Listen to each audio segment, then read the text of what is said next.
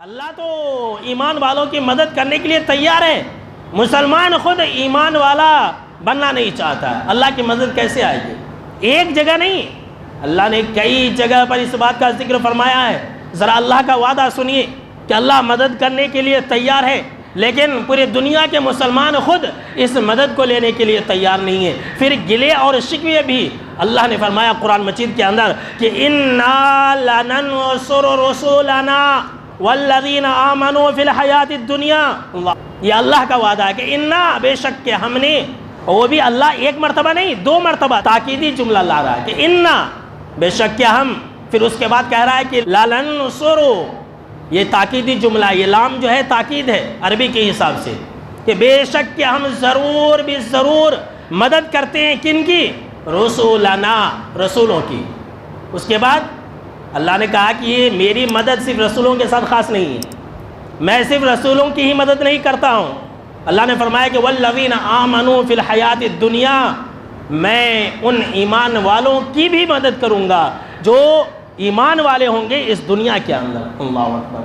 دنیاوی زندگی کے اندر جو با ایمان ہوگا، اللہ نے فرمایا کہ میں اس کی ضرور بھی ضرور مدد کروں گا. اللہ مدد کرنے کے لیے تیار ہے. اللہ ہمارا ولی ہے، اللہ ہمارا کارساز ہے، ہم خود اللہ کے نہیں ہیں.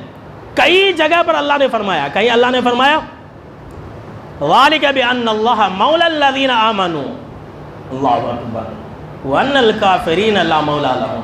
کیا فرمایا اللہ نے کہ اے لوگو سنو، اس بات میں کوئی شک نہیں ہے کہ ایمان والوں کا مددگار، ایمان والوں کا حامی، ایمان والوں کا دوست یہ اللہ ہے.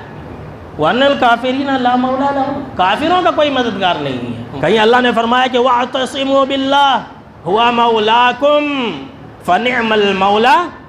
بولیے بھائی، فَنِعْمَ الْمَوْلَى وَنِعْمَ النَّصِيرُ. بہت ہی بہترین یہ دعا ہے کہ وَاعْتَصِمُوا بِاللَّهِ، کہ اے لوگو اللہ کو مضبوطی سے تھام لو، اللہ کے در کے بھکاری بن جاؤ، اللہ کے اوپر کامل ایمان رکھنے والے بن جاؤ. وَمَوْلَاكُمْ، وہ تمہارا مددگار ہے، وہ تمہارا ولی ہے، وہ تمہارا بگڑی بنانے والا ہے، وہ کارساز ہے. فَنِعْمَ الْمَوْلَى وَنِعْمَ النَّصِيرُ، کیا ہی وہ بہترین مالک ہے اور کتنا ہی اچھا وہ مددگار ہے. اس سے بڑا مددگار اس کائنات کے اندر کوئی نہیں ہے. لیکن مسلمان اللہ کو چھوڑ کر کے اوروں سے مدد کا طالب ہے.